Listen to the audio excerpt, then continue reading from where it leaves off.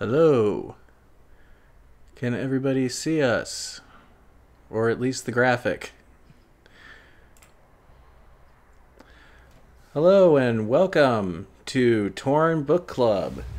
I am your friendly neighborhood Saruman, here as always, and with me is our guest Autumn Massey, Hi. who is joining us for our discussion on world building and on Tolkien. And Autumn is a good friend. We've known each other how long now? 12 years? 12 years? It really has been that long. I know we met in line for Star Wars Episode 2. Yes. 2002. 2002, yeah. And that was quite an interesting experience, but you were more involved in like the line itself than I was. Yeah, you should know that it wasn't like a one-day event. It was a 6-week event. It was for charity. Mm-hmm. And it was camping on Hollywood Boulevard in like sessions. Like you wouldn't be there the whole 6 weeks. Right. And then whoever had the most hours at the end won the first spot in line to get into the theater. Mm-hmm.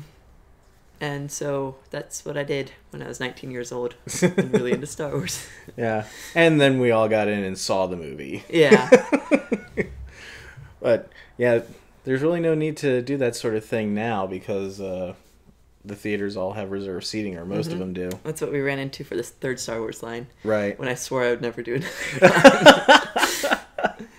Yeah, I mean, I was just there for like part of them, like just coming to hang out, meet people, and have fun. But yeah, you were in it for the long haul. Oh yeah, I wasn't in it for seeing the movies. I was totally in it because it was a giant block party. Right. Yeah, it was like this big 6 week long geeky party, just right out there on Hollywood Boulevard. Yeah. So, but the episode 2 line, I like walked into the theater and sat down, and then looked behind me, and it was Frodo and Sam just sitting there watching the movie with us. And by Frodo and Sam, I mean Elijah Wood and Sean Astin. Right. So like I leaned back and I was like, hey guys, guess what? Totally more excited about Two Towers than this movie. That's so funny. And he's like, but you lined up for like 6 weeks for this movie. Are you sure you're more into? Yeah. Yeah, definitely. We've already been burned once. So some people in the chat were asking about if you've been published, or I guess, can you give us a little quick rundown of some of your geeky credentials? I had a blog, like everyone else did, called Geek 6, in which I wrote about a giant Battlestar Galactica made of chocolate that my friend made for me. Oh my God. That was the biggest hit right there. But that went under, and since then I've done blogging for a couple of other websites, but I haven't been officially published. I've been working on a novel for the last 6 years. Oh wow. And probably have another year to go. Oh boy. Everyone's telling me it should be 3 novels for the length, but because it's a fantasy novel, I feel like I could get away with the one giant novel. I don't know. Yeah. I mean, George R.R. Martin's written 5 of those already. Yeah. Wheel of Time, I think each single one of them is like about 1,000 pages, and there's like 12 books in that series. Yeah. So. Yeah. No, you're fine. You're in good company. Yeah. So we're going to be discussing one quick second. Somebody, Ustreamer57, was asking, is this the episode titled New Year's? No, that is an archive of the last episode from 2 weeks ago. That is not the current episode that we're doing right now. And if you're watching that, you're watching me talking to you and not responding to anything you're saying. So We were gonna talk about world building and Tolkien, and Autumn has come here with a whole bunch of notes on on Tolkien. She's brought a whole bunch of the history of Middle Earth, which she has been scouring for the last week or so. Yeah. I read them about a year and a half ago, and then I was like, because they're all Tolkien rough drafts. Right. This is all his rough drafts. Nope, not that one. This one is all Tolkien's rough drafts from The Party into Rivendell. Just over and over and over again. Different renditions of it. And I read it and I was like, well, I've done like 3 drafts of my novel, and they're not very good. But these aren't very good either. So maybe there's hope. Maybe there's hope, So, yes. Temple is saying, Josh, I have to share a compliment you received for your show. Please share this compliment. I love getting compliments. And now we'll wait a minute or so for that to go over the air. So wow, that is a whole lot of writing that Tolkien did. Yeah. It sort of makes all of us other writers seem like we're slackers. So before we get into that, though, there are the obligatory Torn Book Club announcements that I make at the start of every show, so we'll get into that. There is, of course, the Rewrite Tolkien contest. Every month we have fans rewrite Tolkien different styles, right? in different styles, and submit them to us. And for the month of January, the theme is The Hobbit in the style of newspaper articles. And it's really repetitive. Yeah, right.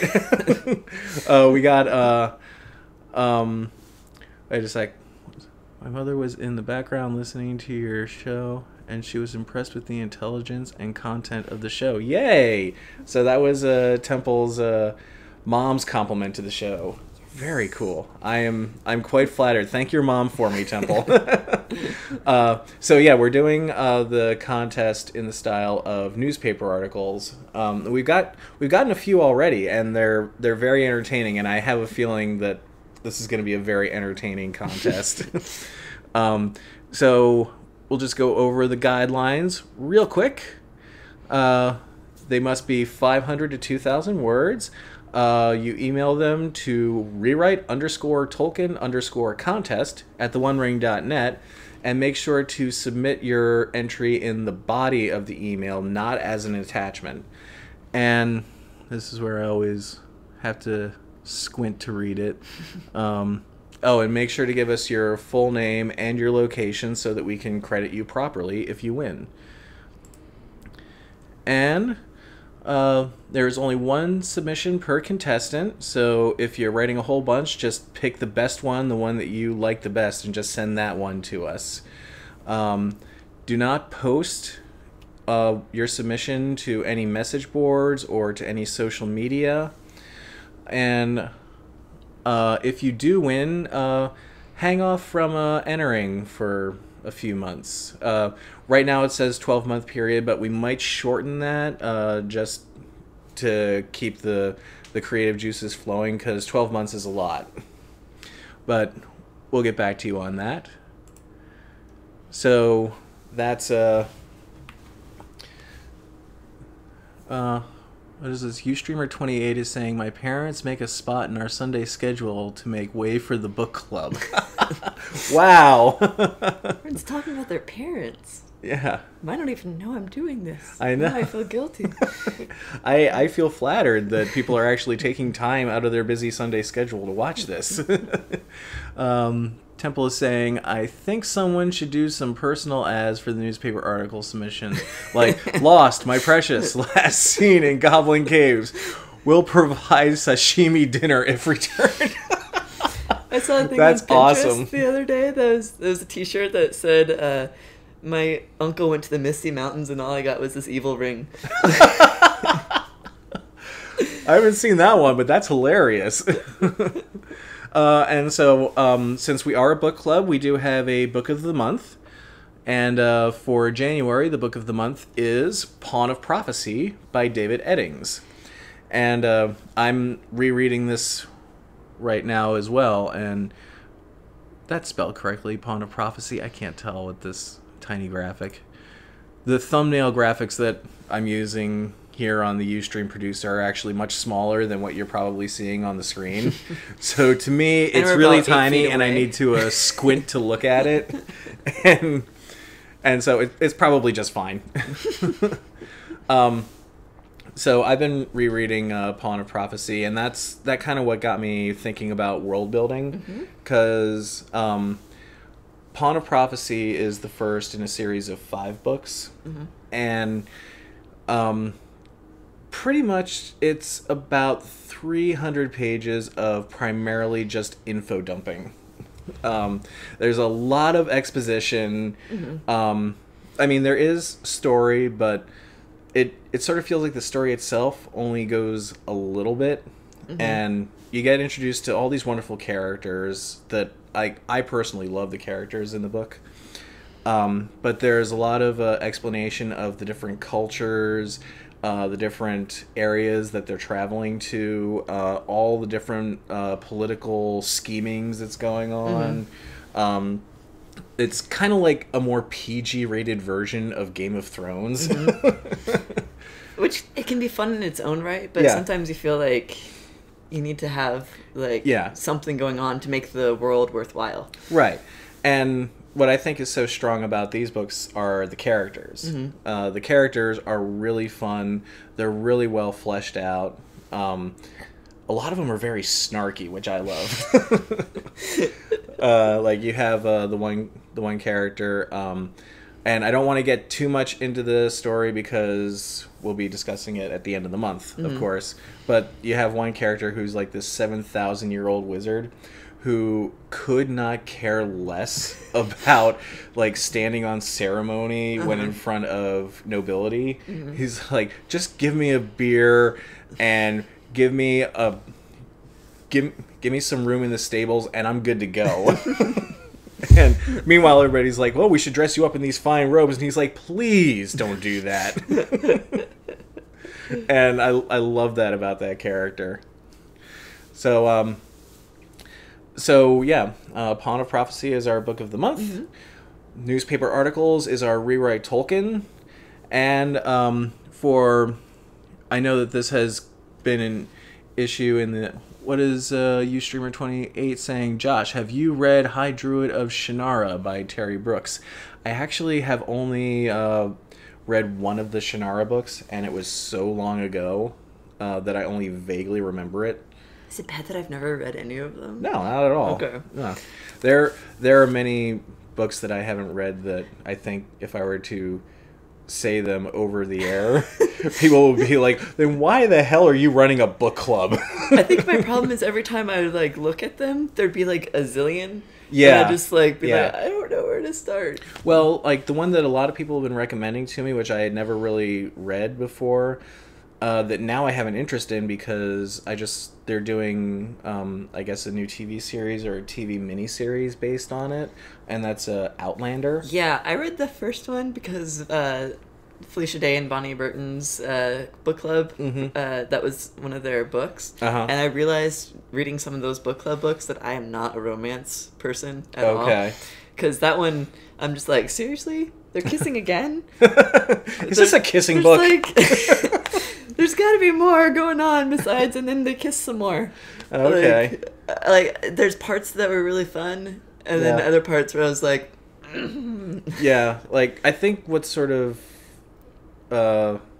made me hesitate with it is just how big it is. Like, it seemed like a really big book to me. And I was having this conversation with my friend the other day because she really likes all the research that the author put into it, and I felt like the author was kind of showing us how much research she put into it. Okay. Because I was like, I do not need...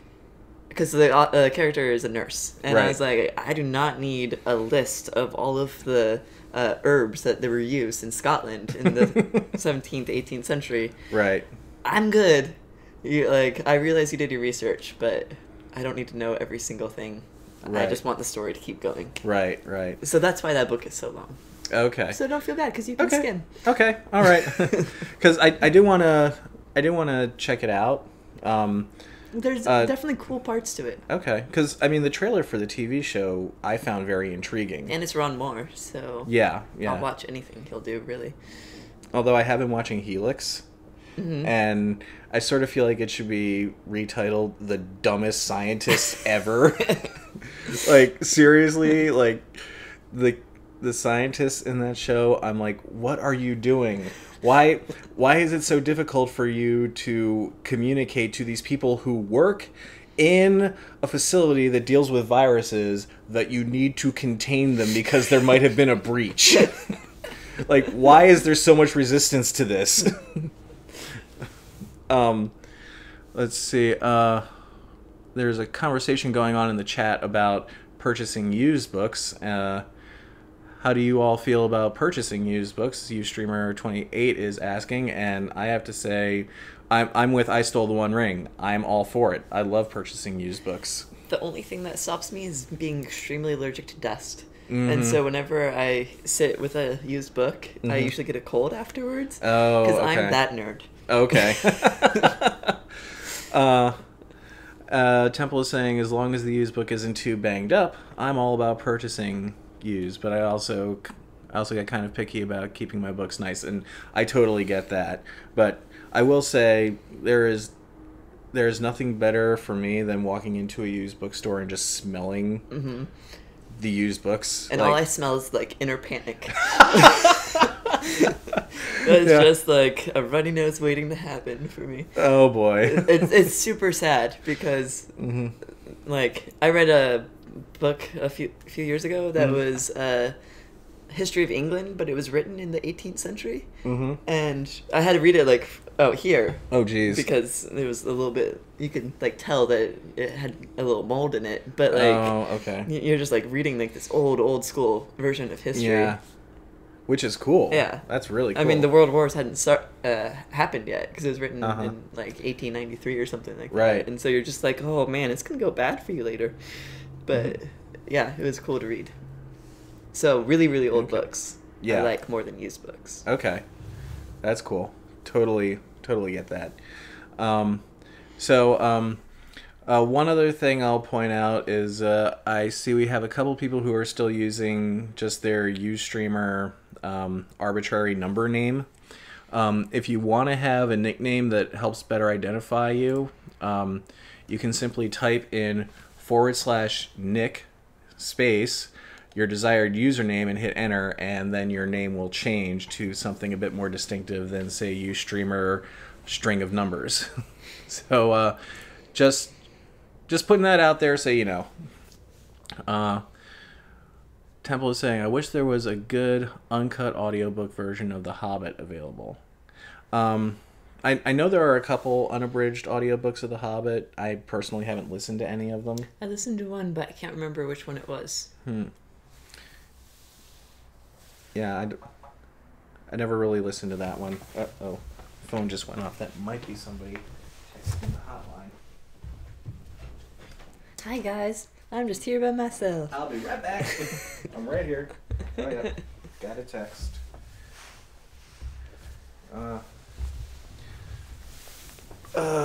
Okay. Can't seem to... yes. Someone is having a problem logging on to the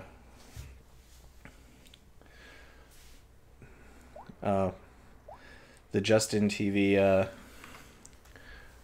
thing that's on Torn Live right now, and this whole thing is not on Torn Live right now. We're doing this straight through the Ustream site, and I tried posting in the chat, but it wouldn't let me log in to let people know. So do you want to tweet it somewhere, and then I'll just start talking about the notes? I could tweet it, but at this point I don't know what.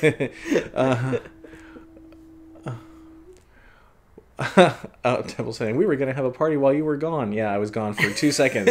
Awesome party. Now back to work. It was awesome, wasn't it, guys? Yes. Woo! Okay, so now I feel bad because that's Light of the King, who is now kind of lost in the ether, and she's a regular audience member. Well, you And can text her while well, she texted to the hotline, Oh, okay. and so I don't know if that works. Got it. So yeah. Well, we always have a book party. Book parties are Like the best kind. yeah. Oh, I Stole the One Ring is saying it was going to be a book party, but this is a book party. Every 2 weeks here on Torn Book Club, we have a book party. Speaking of which, let's get into some of this stuff you've looked into with Tolkien. Okay. Because we've been one of the things that I wanted to talk about this week is world building in sci-fi and fantasy, because this is something I find it's a very integral part to this genre, and it's not something. There are people who do it well, people who don't do it that well, and it's very subjective, like Yeah. and Because people like different things too. right. So And Tolkien's world building technique was probably one of the more unique ones that we've had, because he actually invented languages and then built the world around those languages. And there's a book called Tolkien and the Great War, which was about it has some of his early childhood, and it mostly just focused on his life as a soldier, and some of the very first poetry lines that he wrote about Middle Earth were like written about in that book, and it was extremely fascinating to read. I can't say the exact stuff because I read it 10 years ago. Yeah, but that book's been recommended to me a couple times really before. good. Yeah, I should pick that one up. So Okay. yeah, go ahead. So before I get into too much, I was gonna say first that The Hobbit was never originally supposed to be part of the same world that the Silmarillion came in, but the publisher Unwin was asking for a sequel to The Hobbit, and The Hobbit, he said that he put in like the name Elrond in some of the other mythology. It had nothing to do with The Hobbit, but he just says that even the mythology is unnecessary, though it gives an impression of historical depth. And then when he was asked for a sequel, he was like, oh, well, I guess I have to keep on going with this. And so he slowly starts braiding in all of the mythology from the Silmarillion, which was his true love, into Lord of the Rings. Interesting. But real fast, before we get into too much of the world building, just to give you an idea about what these books are kind of like to read, there's a whole bunch of differences in the rough drafts. Like, I was telling you earlier that Strider's a hobbit called Trotter. Right. And he was supposed to be one of the hobbits that Bilbo says had like run off with Gandalf. And that's why he didn't trust Gandalf when he first met him. Okay. So he's supposed to be like one of those hobbits, because he's trying to tie in Lord of the Rings with The Hobbit as much as possible back then. Right. But he had wooden shoes, which is ridiculous. But then later it's revealed that he was tortured and by the Dark One and no longer has feet. And so they're not just wooden shoes, but they're wooden feet. And you're just like, oh my gosh, the poor hobbit. That is tragic. Let's see. He really wanted a hobbit called Bingo. Frodo was called Bingo several times. He really wanted that. Loved that name. He wanted that name in there. Like a few months ago, somebody posted on the Torn Facebook page the actual first page, handwritten first draft of I think it was The Lord of the Rings. Yeah, it's in here. Yeah, and I think he names Frodo as son of Bingo. Yep. You can't see it because it's super far away, but it's right there. Yeah. And yeah, yep. like. Oh no, Bilbo, son of Bingo. Bilbo, son of Bingo. Like he was loves that name. He was determined to get that name in there somewhere. Sometimes it's Frodo, sometimes it's one of the other hobbits. Yeah. There's a lot of different hobbits in this too. Mm-hmm. So I'm gonna read something. I don't know if you guys are like me, that felt like when you're reading the book that Arwen just kind of shows up at the end and steals Aragorn away from poor Éowyn, but I am a total Éowyn Aragorn shipper. So let me just read a couple lines. I'm that not, are but awesome. okay. He stood still, looking at the dark doors and taking little heed of other things. At the meal before the departure, Aragorn was silent, but his eyes followed Éowyn. And then when she brought the wine to the guest, long she looked upon Aragorn, and long he looked upon her. And then he crossed it out immediately, and I'm like, no, that's awesome. I don't know. I'm kind of with Tolkien on this one. You hush. It's beautiful. And as she stood before Aragorn, she paused and suddenly looked upon him, as if only now she had seen him clearly. And he looked down upon her fair face, and their eyes met. For a moment they stood thus, and their hands met as he took the cup from her. Hail, Aragorn, son of Arathorn, she said, and with this contrast. Oh, so, yeah. And then later he's like, Aragorn's much too grim and old for Éowyn. They're not going to get together. But then he never marries. And then later, obviously, that changes because he gets married to Findulius, which later was turned into Arwen. Okay. I'm probably butchering that name because I do not speak Elvish. Yeah, but I read much this Elvish. and squeed like a little fangirl because I felt so vindicated because it felt like they were leading up to Aragorn and Éowyn getting together, and then they just totally didn't. They're like, "Here, we'll just put you with Faramir." Yeah, I mean, I'm not a big Aragorn Éowyn shipper, but I will say that Faramir really did feel like a consolation prize. You don't get the king of everything, but you do get the steward. So the last one that I listed up of really different changes is Frodo during the Scouring is he laughs and other hobbits threatening him and stuff, and Christopher Tolkien says that he's portrayed here at every stage as an energetic and commanding intelligence, warlike and resolute in action. Frodo. So, yeah, Frodo. At the very end of the book. So, well, I mean, that's kind of cool, just seeing Frodo take that leadership role. He's sort of become this type of character now after everything he's been through. But at the same time, it doesn't feel like Frodo at all. Yeah. And it just goes to show you, when you're writing, that sometimes people do not know, in the rough draft, you get, you don't quite know the characters, or you imagine things in terms of scenes and not the overarching, which is, it's really hard to keep that in your head all along. Yeah. So, yeah. So you have something here about listening to feedback. Yes. I don't know about you guys, but the first time I read Lord of the Rings, I stopped around Rivendell. I don't think I even made it that far the first time I tried reading Lord of the Rings. I think I gave up probably around the Old Forest. Yeah. The first couple of times. So he's in this letter. He's saying, letter to the publisher that I meant long ago to have thanked Rayner for bothering to read the tentative chapters, and for his excellent criticism. It agrees strikingly with Mr. Lewis's, which is therefore confirmed. I must plainly bow to my two chief and most well-disposed critics.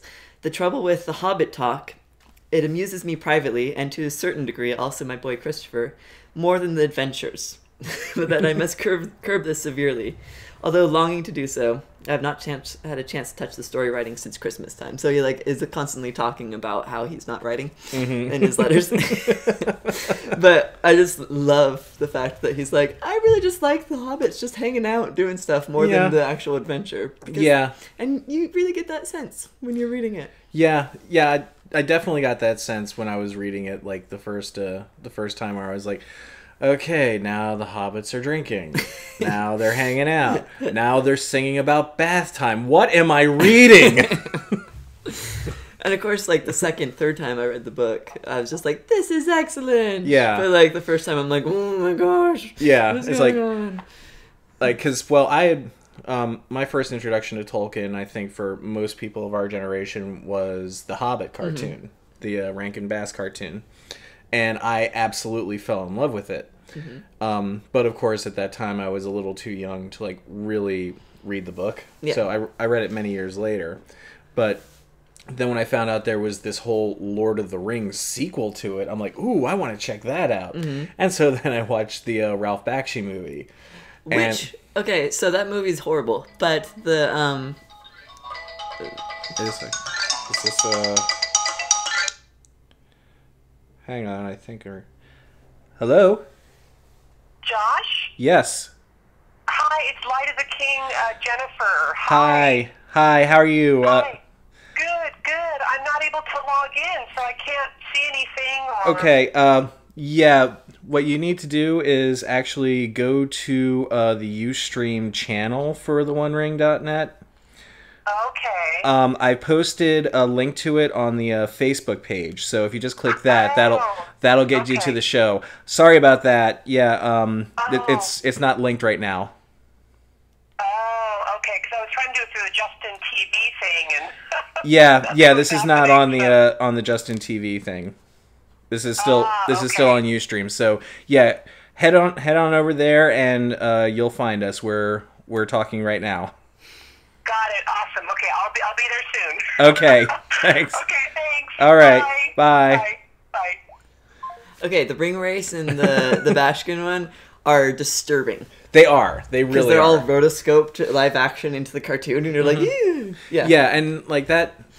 I mean, that movie really did creep me out when I was a kid. But like at the same time, like, I remember in the Rankin Bass movie being completely fascinated by Gollum. And wanting to know more of his story, and so then watching The Lord of the Rings and seeing Gollum is now this guide for Frodo and Sam, I was like, this is so cool, because I know he's totally gonna stab him in the back later on, and then they get to Helm's Deep and the movie ends, and I'm like, what? There has to be more. Yeah, I watched the Hobbit cartoon. I didn't see the Lord of the Rings one until I was a teenager.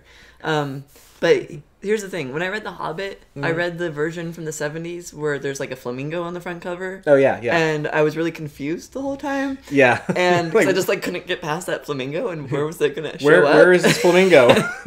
There was a lot of that in the cover art stuff back in the day. I was really, really pissed off because I wanted nothing more than to go on an adventure, and Bilbo just kept on complaining about it. Right. And then when it finally sounds like something amazing is going to happen, he gets knocked over the head, and they're like, look, you missed the best part. And you're like, no! Oh, so man. when I read Lord of the Rings, I was probably 14. And that's when I got to the Council of Elrond scene. Yeah. And they were just talking about stuff I had no idea what they're talking about. But the person who had given me the books had also given me the Silmarillion. And I'm like, I know.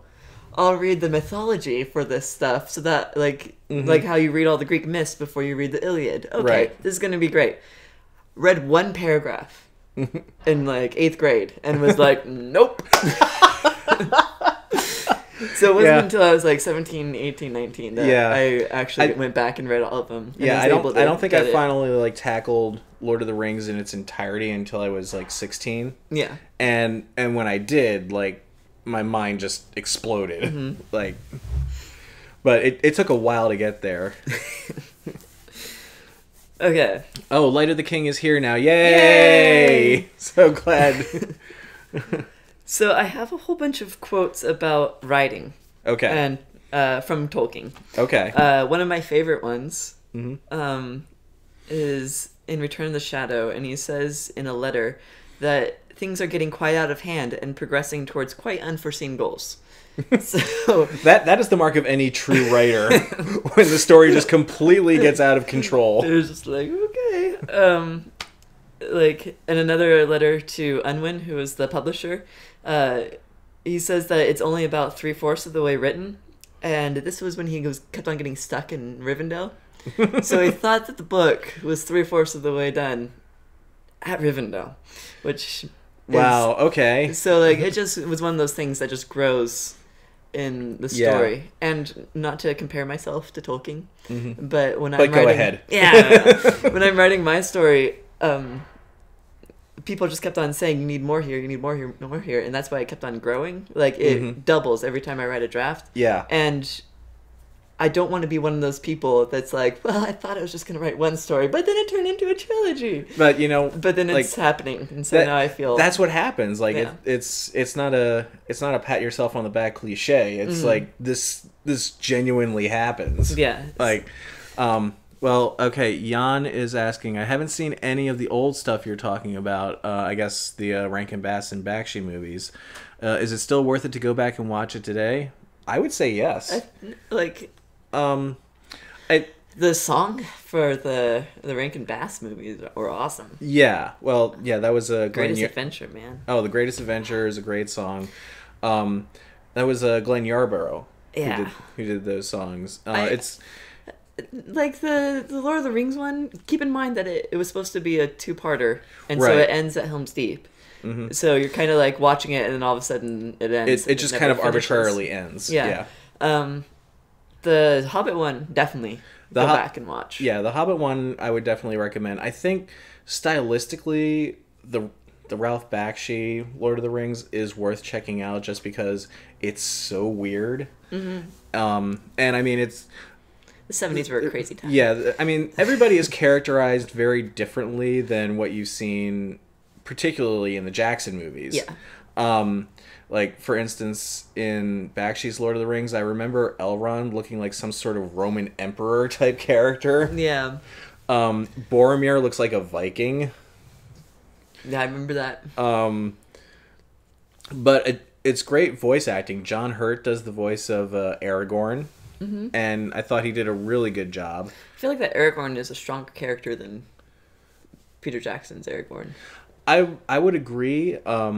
And I feel there's a very specific reason for that. Yeah.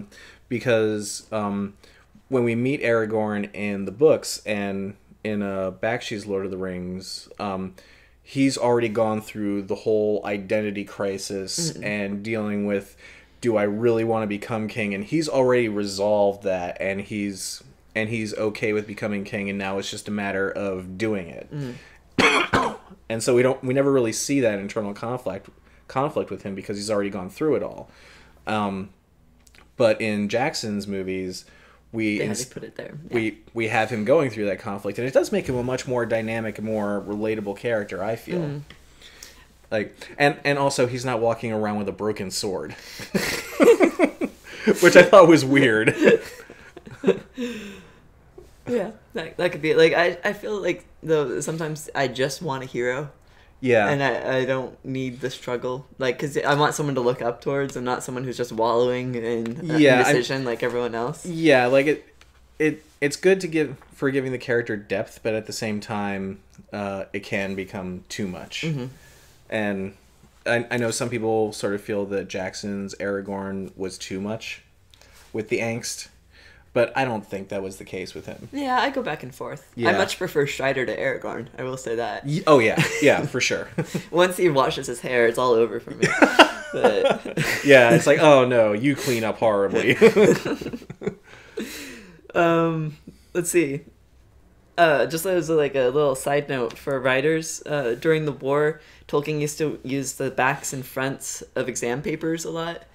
Half of Christopher Tolkien's... because he writes little notes in between the rough drafts, and half his notes are complaining about how horrible his dad's handwriting is. But like, he did have to read the rough draft through like exam papers just because there's a paper shortage during the war. So it's like, well, if Tolkien can do it, yeah, we can do it. Yeah, although to be fair, my handwriting is really bad. Like even I can't read it. Well, then I'm like, sometimes I'm like, Christopher, you're just complaining way too much. And then he'll like show one of the pages, and it's just like line. It's like someone's signature, but like an entire page of that, and you're just like, okay. Oh, yeah, okay, yeah, that would be a little rough. Yeah. So, but you had a whole bunch of other articles. You're gonna write I've about world building. I've been researching some articles about world building, just in general, and I came across a whole bunch on io9.com, which I don't know. I consider this to be required reading for any geek out there. io9 is a fantastic sci-fi geek world news site. So, what are some of the ones that... I got a whole bunch here. Okay, we can start with this one, which is 12 questions to ask yourself about the system of magic in your fantasy novel. And this was something that I really found interesting because I've read a lot of different fantasy books, and each one of them sort of has their own different rules for the use of magic. One of the ones that I particularly liked was the Dresden Files. Mm-hmm. Because it has like very strict rules about magic. You have a staff and you have a... They never call it a wand. They usually just call it a rod. Mm-hmm. And you can only use those to project magic. There are other various talismans too. Mm-hmm. But those are your main tools. And you sort of come up with your own gibberish magic words. Mm-hmm. And if you use it too much, it really can like drain you physically. Like for instance, Dresden, he has to initiate a spell that starts fire. He created the magic word flickambicus, which I thought was hilarious. And then when he gets like more intense, he'll like scream out forzare, mm-hmm. which is like one of those just like really cool like fire is gonna come down on you like you wouldn't believe type magic words, kind of like Daenerys commanding her dragons with Dracarys. Yeah. And it's like just hearing that, you know, it's about to go down. So this article has 12 questions to ask yourself about the system of magic in your fantasy novel, and that is: 1, how is it learned and executed? 2, how is it accessed? 3, does it have a will of its own? 4, is it restricted in space and time? 5, what does available magic do? 6, how does it relate to the character, plot, and theme of the book? 7, what is the cost of magic? 8, what can it not do?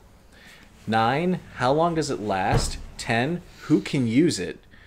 11, how do others react to it? And 12, why haven't people with this power taken over the world? And those are all very relevant questions. Especially number 12. Yeah, number 12 is kind of like the big one.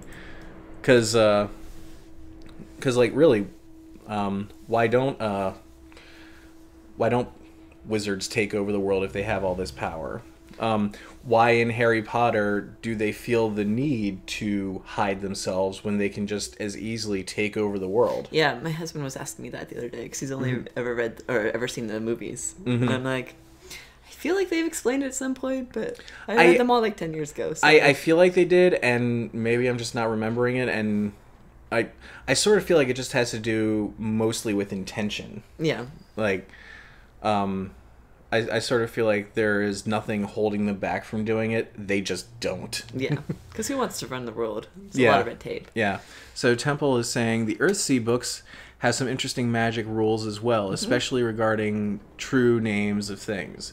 That's a good point, and that's actually this is another one of my geek fails. Is I've never read the Earthsea books. I've only read the first one. Okay. And I definitely want to check them out because another article on IO9 that I found in my research was 10 reasons why Le Guin's Earthsea books can still change your life.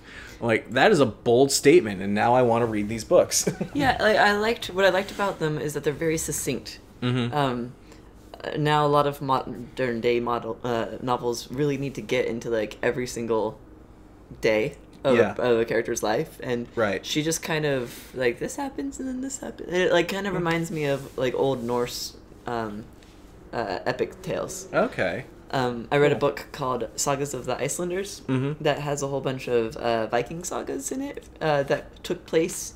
The historical reference of it took place around the 9th century or 7th century, and then they're written in like the 1200s. And they're kind of like the bare bones of a story. Like, very little dialogue, just mostly this happened and then this happened and this happened, and the Earthsea like took it like the next step forward, but it still sort of feels like you're reading those kind of the same way that Silmarillion felt like you're just reading a it feels like you're reading summary. You're reading like it feels like you're reading like an anthology of tales. Yeah, Which essentially you are. yeah, and like it's not like a novel, it's you're reading a mythology, which is what his intention was. Right. Which is why the first time I read it, I would fall asleep a lot of times. Understandable. Even though I loved it, I still would fall asleep. So another one that I really liked this article I found was to go all the way back up to the top here, the 7 deadly sins of world building. And this is a collection of stuff when you're creating a world you might forget or you might not do quite right, and it sort of creates, you end up with a world that doesn't feel real. And these are some things that I really take to heart in my own writing. So they have big explanations for all of them, but I'm just going to run through their basics really quickly. Number 1 is not thinking about basic infrastructure, which is very important because with any sort of world building, it's the minutia that sells it. It's all the little things. Like, I mean, you can create a world that's like Waterworld or something like that. Like a planet completely covered in water, and basically, if you just leave it there, it's like, okay, how do people get around? What's the economic system like? It's like these are the sort of things that you really sort of need to take into account to flesh out your universe. There's a book, I can't remember the exact title, but it's about someone gave me about how to write fantasy novels, and in it there's just like several different essays that people wrote, and one of them was historical lists of what businesses would be in a town versus a village versus a city, and it's like a bookbinder would be in a city but not in a town, and like so it like lists out like different jobs that would be in that world, and it really helped me get a sense of accuracy with my story. Interesting. So yeah, then the next one is not explaining why events are happening now. And they sort of bring this up succinctly, which is like, chances are your story revolves around all heck breaking loose in your fictional world, which is true. Like most of these, like, even if it doesn't start out that way, it will usually ultimately lead to some world-changing cataclysm. So then it becomes, why is this happening now? Why are the aliens invading this planet now as opposed to 10 years ago? What has changed? And this is something that you really do need to think about. Like I'm kind of dealing with this in my own story right now, because I've decided the story itself isn't about the world. It's about a group of paranormal investigators. But I decided I wanted to set it in this alternate world that I've been toying with for a long time, and so it sort of created like all these questions of, okay, what makes this moment significant in this world as opposed to why it would be significant in our world. And so it's like this very weird tweaking I need to do, and I won't get too much into the details of it. Don't want to show how the sausage is made. I don't expose too much too soon. Yeah. Oh yeah. But it is like this very this very nuanced process of like taking a story that originally was taking place in our world and now making it take place in this fictional world, while still trying to make the story the main driving force in it and not the world itself. Well, Jacqueline Carey in her Terre d'Ange novels, she took like a fictional Europe. So and just kind of tweaked it a little bit. So like it's taking place in France, but like everything's slightly tweaked. So like, and it's fine like as that like Yeah. I feel like there's no rules as to making up your own world. Like it can be as Right. close to ours or as far away from ours as you want it to be. Right.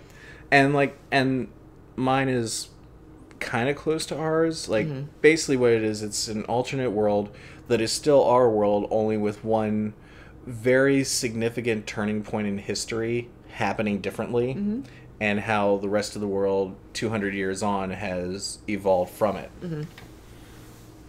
And that's about all I'm going to say about that. Well, that's I know that with my fantasy, because the novel I'm writing is a fantasy novel, but I tried to make it so that it wasn't European in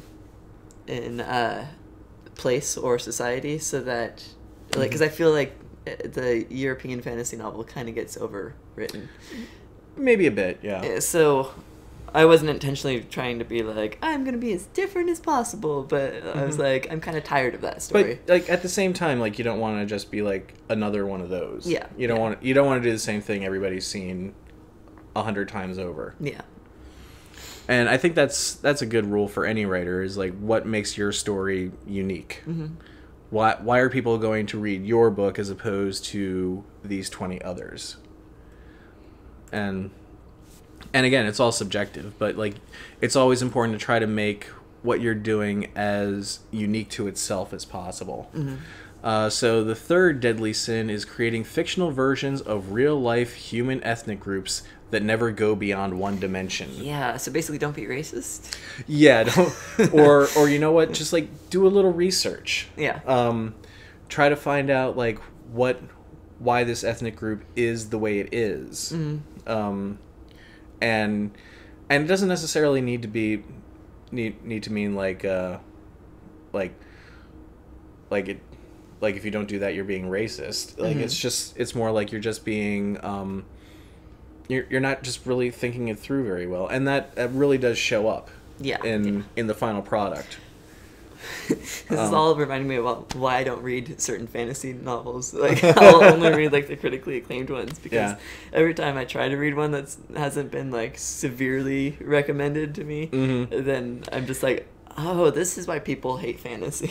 Like no, I'm the same way. Like I usually tend to stick to stuff that people have recommended to me multiple times. Yeah.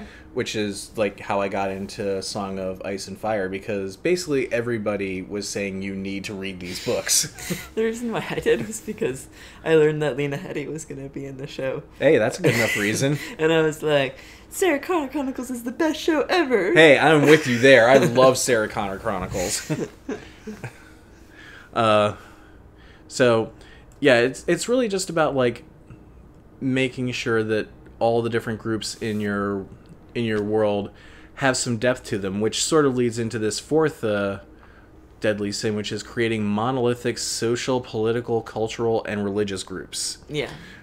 Basically, what they're talking about is like some sort of a subgroup within your world that all of them think the same, all of them act the same, all of them have the same motivations. There's no internal conflict with them, and I think you usually find that mostly with villains.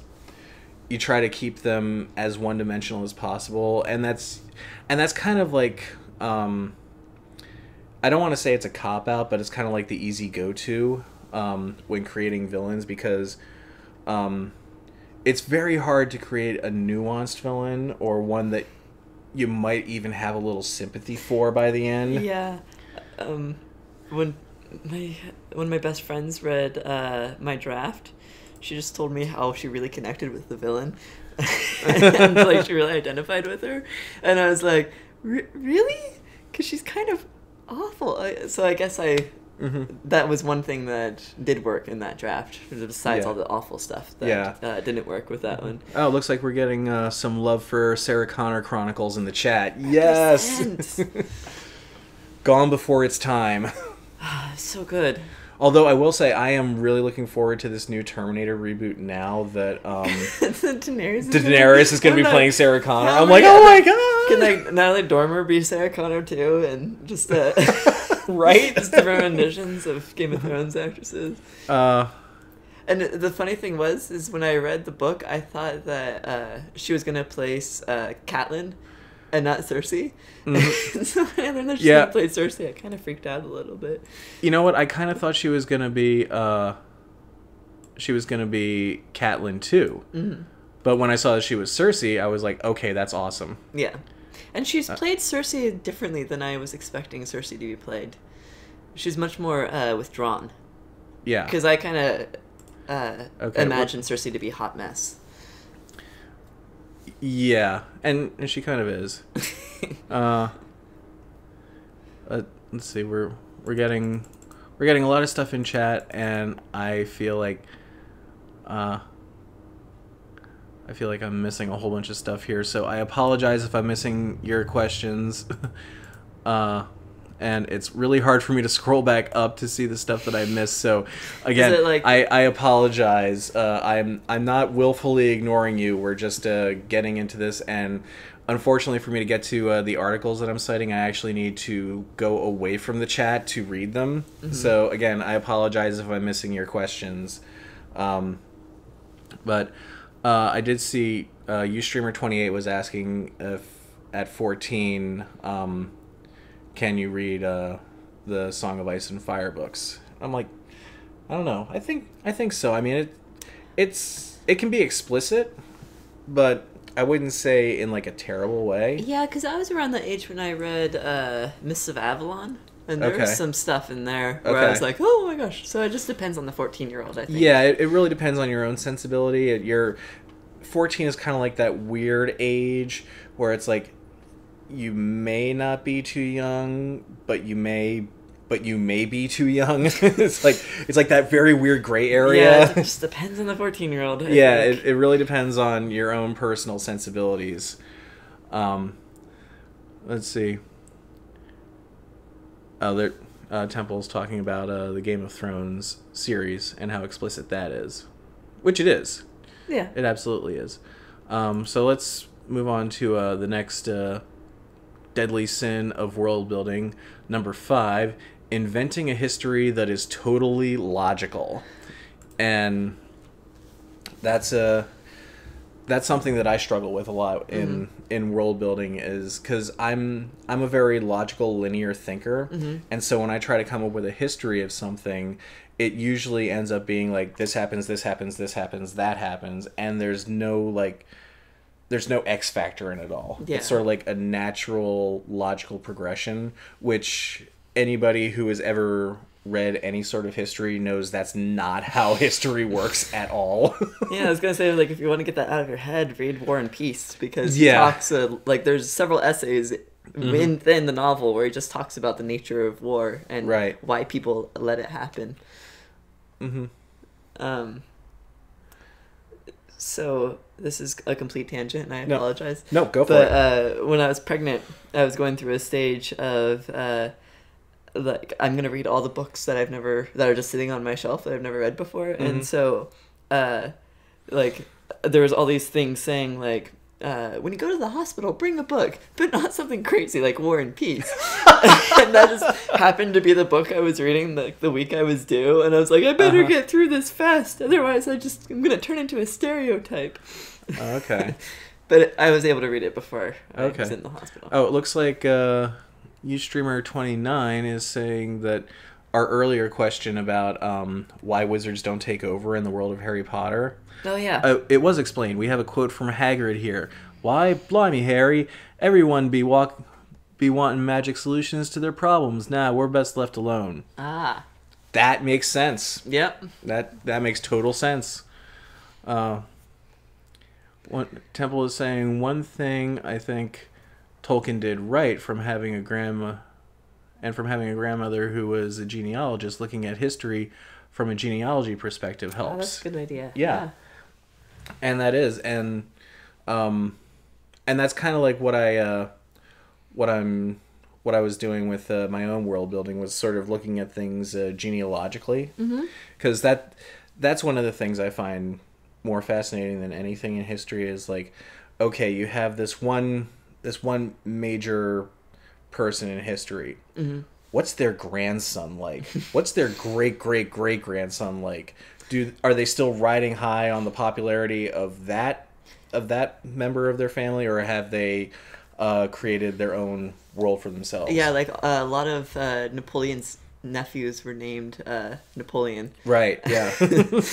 Which is why we had like Napoleon the Third right. for the Second Empire. Yeah. But like that always amused me. Yeah. Yeah. Seriously. But yeah, there's always like this X factor in history that may seem innocuous at the time, but can throw things in a completely different direction, which is why I'm having fun with this alternate world that I'm working on, because it is taking what is already a very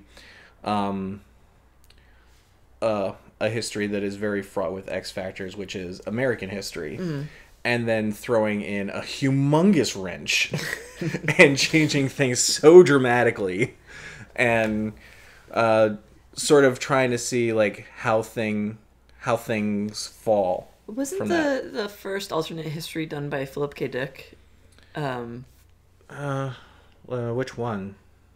It's the one with Lincoln, and I haven't read it, but I read watched a documentary about it, so I can't remember. But I don't think I know that one. Yeah, well, there's a zillion of them, so well, yeah, I mean, like one of the historical figures people love to do alternate versions of is Lincoln. Yeah, yeah. But were there any more in that? Yeah, there's two more in this list. So the next one is not really giving a strong sense of place, like what it smells like after it's been raining. And again, that sort of goes back to the first one, which is really like fleshing your world out with minutia. And that could be said for any writing, really. Yeah, yeah. Not just.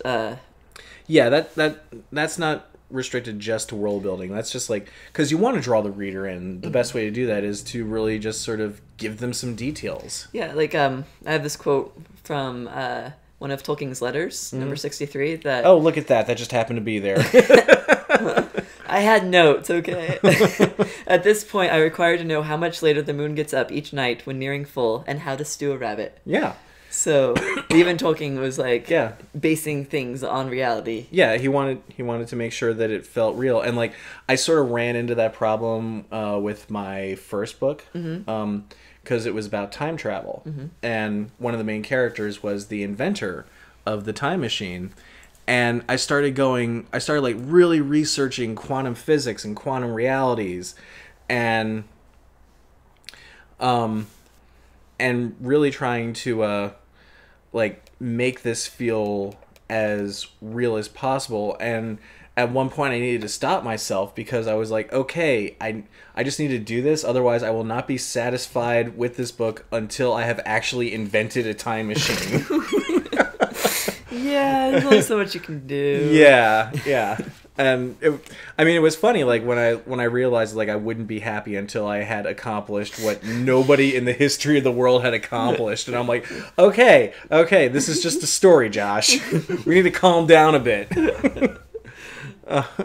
But yeah, it's very important to like have details, and I mean a lot of that studying really did help me like create a time machine that I felt worked, or that was believable. And like even I hesitate to say this, but there were some devices I used in it, which I found out later, and this was before that happened, but later on in Family Guy, Stewie and his time machine was using kind of the same principle. And I'm like, I don't know if that's a good thing or a bad thing. Whatever. But in... I was gonna say, like, because Tolkien obviously based Hobbiton on England, right? But this isn't quite Hobbiton. One of his inspirations, or where he was pulling stuff from, it's a good idea to just like pull stuff from reality and just twist it just a little bit. But he first put an old village which has an inn, but then changed the old village of Bree on the west side of Bree Hill. It had an inn, and then. When the name first appears, that's the first time the name Bree appears. Yeah. And it was based on Brill in Buckinghamshire, and it's a place he knew well, for it sits on a hill of the little kingdom of Farmer Giles of Ham. So, Okay. the name Brill is derived from the Old British word Bree, hill, which is where Bree comes from. Okay.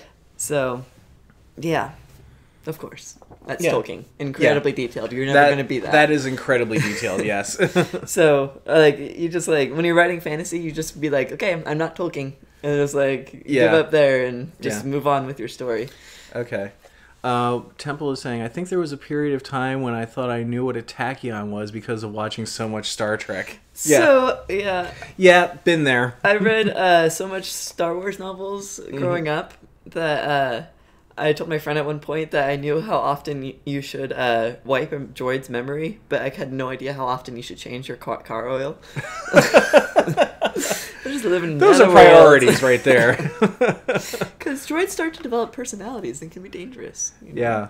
R2 is a punk. Ustreamer28 is saying, I wish Ben was still in print. I know my history teacher would love it. And that Ben is my book. Oh, yeah. It's not in print. I took it out because it's woefully outdated now. But I have to see about putting it back in print, at least for a little bit, because it's actually coming up on his 10th anniversary, if you can believe that. Oh, I can believe that. Because I've known you for 12 years. Yeah. You knew me before I wrote the dang thing.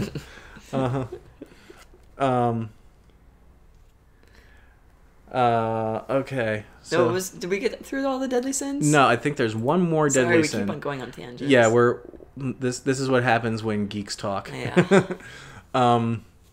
So the last one is introducing some superpower like magic or insane tech without fully accounting for how it would change society. Yeah. And this one, like, I actually want to cite the example they use in this article because I think it's fascinating.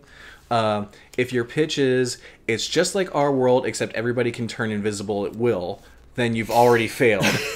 Because if everybody could turn invisible at will, it wouldn't be anything like our world. Yeah.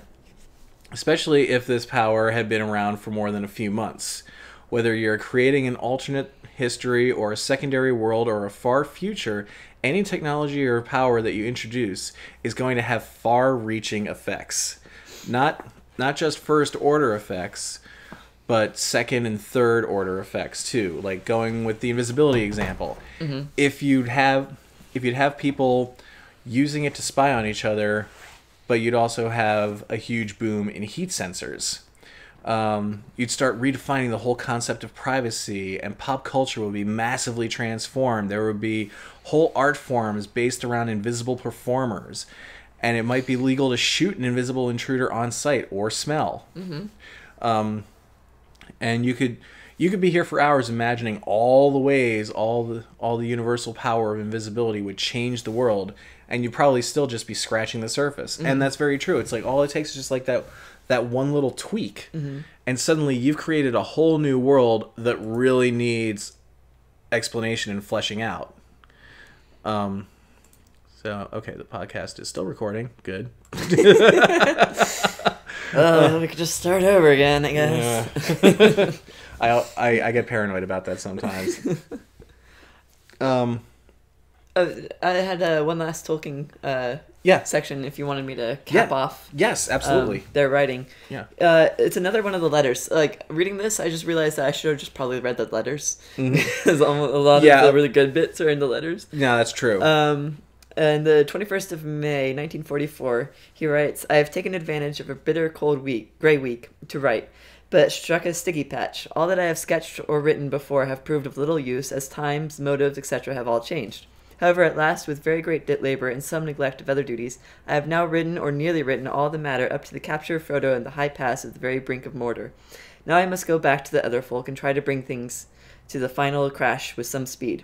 Do you think Shelob is a good name for a monstrous spider creature? It is, of course, only she plus lob, which equals spider, but written as one, it seems quite noisome. And then Adding to this letter on the following day, he says, "It was a wretched cold day yesterday, Sunday, and I worked very hard at my chapter. It's most exhausting work, especially at the climax approaches, and one has to keep the pitch up.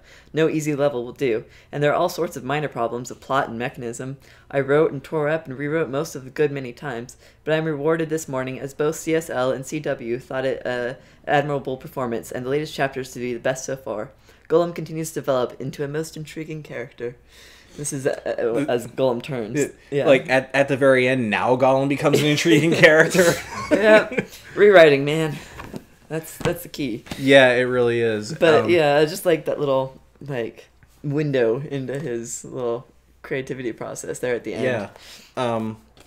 And, like, that's another thing, and I mentioned this a few episodes ago, and I'm only bringing this up because in the chat, there seems to be a conversation going on about Star Wars. Imagine that. Imagine that. Those nerds. And some people like it, some people don't. But that's a very interesting. I have something here that really sort of showcases a really cool window into the creative process with Star Wars, and that's this Dark Horse series called The Star Wars, which is based on George Lucas's original rough draft screenplay of Star Wars. Which is way, way, way different from what we ultimately Luke saw. just starts making out with some chick in a computer closet. At least the version I read. No, that's not Luke. That's Anakin who does that. Oh, that's... Luke is a grizzled old general. Yeah. But yeah, like I've only got the first 2 issues. They were a Christmas present from my brother and my sister-in-law. And it's just fascinating to, like, sort of look at this and see how much has changed. Like, this old, you can't really see it here on the screen here, but there's this general character here in the front. That's Luke Skywalker. He's got, like, full beard, gray hair. This green dude here who looks kind of like Swamp Thing, that's Han Solo. Which I find ultimately fascinating. And this guy here who looks kind of like Michael Fassbender, that's Darth Vader. So, regarding Star Wars, there's an awesome book called The Annotated Screenplays that I highly recommend. I think I've seen that book. Yeah, I read it, and I let someone borrow it in high school, and I've never gotten it back. Oh, I hate that. Yeah, but... that has some excellent little what the crap moments. Yeah, in it. I mean, I had read the rough draft the Star Wars screenplay years ago, and yeah, it's god awful. Oh yeah, it's horrible. But at the same time, it's like reading it, like there was no way Lucas could have made a movie like that back in '76. Yeah. Like there's so many like big cities and all these humongous set pieces. Like it was very epic in scale, but it was also just really trite. Yeah, the characters were not very fleshed out at all. Yeah. But I will say, like, with seeing it with the visuals, it kind of makes it much more interesting. Like, we have this opening fight here with Anakin and his father fighting like a random Sith Lord, which was actually like a really dark opening to this because his younger brother ends up getting killed. It's like Ewok adventure stuff right there. But like, just like reading it in the screenplay, like you sort of felt like this was where the idea for the ultimate visual of Darth Vader, that's where that came from, because he describes a character in a hooded cloak wearing a mask. Yeah, and the mask was originally just so that he could go between ships. Yeah, and but this Sith Lord is he basically gets killed in that fight too. So that's like all you see of him.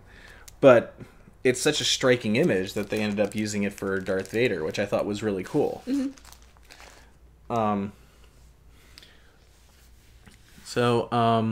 So we're getting to the end of it, and there seems to be all sorts of different discussions going on now. Now there's Indiana Jones, which I love Indiana Jones.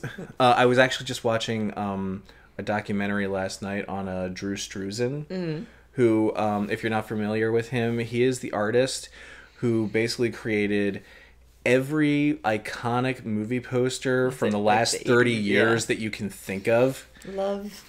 Like, yeah, if you can ever get a collection of, there's a book with Yeah, there's all of them. there's a book that came out a couple years ago, and it's absolutely incredible work. And they talk a lot in the documentary about Indiana Jones and how and like his big one was the Temple of Doom, where you have like all these crazy images of like Mola Ram with the burning heart cackling, and he's actually got like razor sharp teeth on the poster, which he doesn't have in the movie. And then you've got this big head of Indiana Jones sort of looking over his shoulder with this look on his face like, I got this. And it's like, it just set the tone for Indiana Jones in a way that like nothing else ever could. And like even Spielberg and Lucas like concede that like Drew Struzan in one image conveyed Indiana Jones better than they could in 4 movies. 3 movies. 3 movies. Okay, yeah.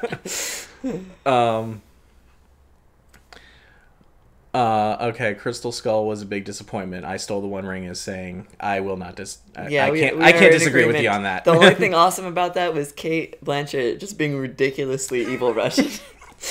My friend, I like saw it in a big group of people, and like 3 rows down, my friends could like hear me giggling every time she came on screen. Like, yeah, there was a part of me that was like, okay, does she just not care, or is she just going for as cheesy as possible? Yeah.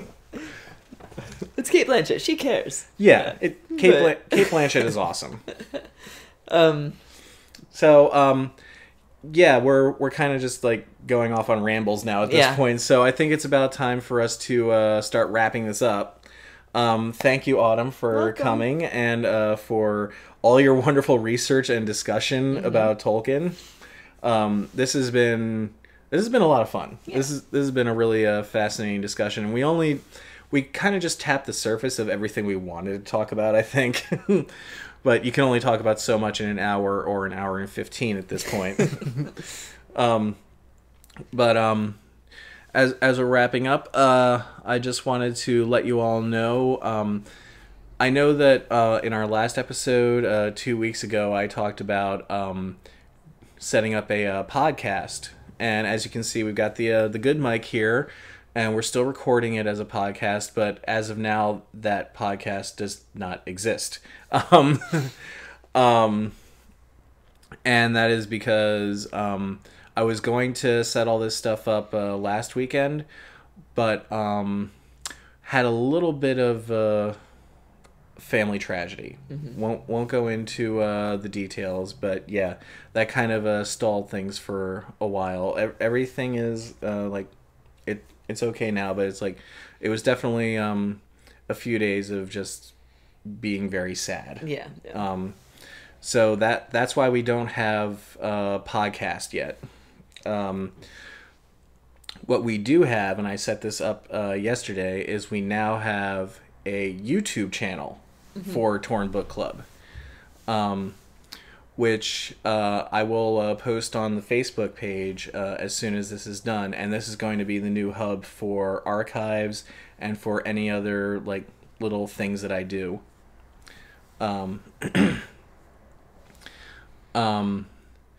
So because I want to do other like I'm calling them appendices videos.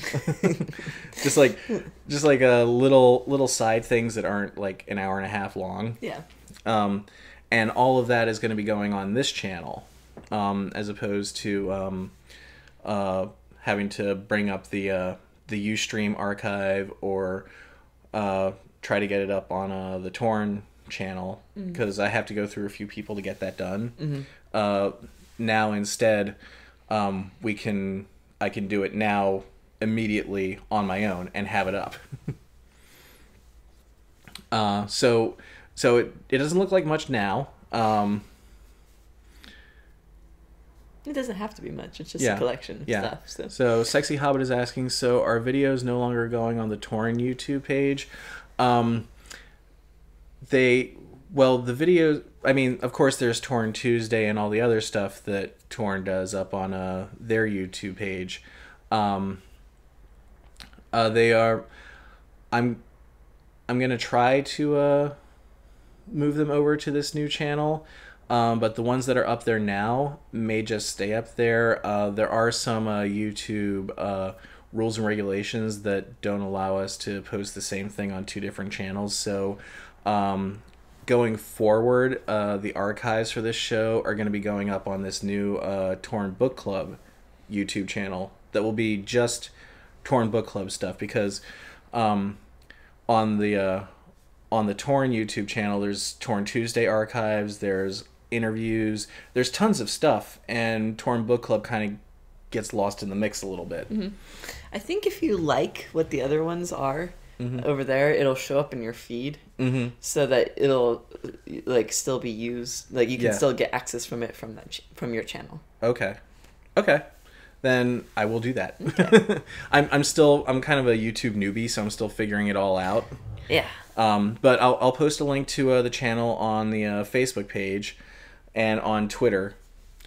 Eva has just subscribed. Now be careful, because there are two. One is there's one that has my name on it, Josh Rubenstein. That is a mistake. That was a mistake I made. Don't subscribe to that one. The username for the official Torn Book Club channel is Torn Book Club 1. The one that's called Torn Book Club is going to one that is just mine. And that was my mistake, and now it can't be undone. Oh, is it because of Google Plus? Yeah. Yeah, the Google Plus integration kind of threw me for a loop. Yeah. But it will be going up there. I do have an archive of the episode from 2 weeks ago up there, as opposed to the other Torn Book Club channel, which has exactly nothing on it. So that's how you know you're in the right place. That's how you know you're in the right place. Yeah. Yeah, that's it for now. Thank you again, Autumn, for coming. No Since this is now a bi-weekly show, we'll be back again on the 31st, where we will be discussing Pawn of Prophecy, our book of the month, and we can finally get into that.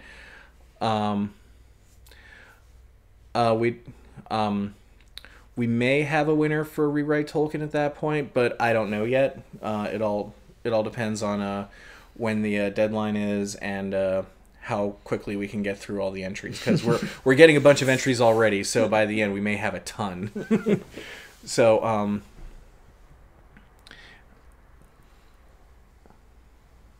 Sexy Hobbit is saying the channel doesn't exist, Torn Book Club 1. Okay, okay, so the 31st is a Friday, then February 2nd. Let me just check the calendar real quick. You're probably right, because I can't do math.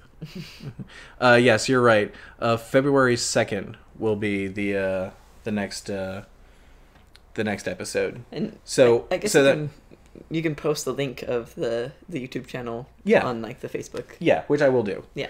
And on Twitter. I'm going to try to use Torn Book Club's Twitter more. So thank you all, everybody. And I will see you on February 2nd, and hopefully we'll get some podcasts up, and we'll get some other ancillary videos up.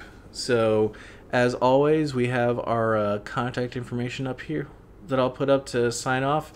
And so I will see you on the 2nd, and never stop reading. So much pressure.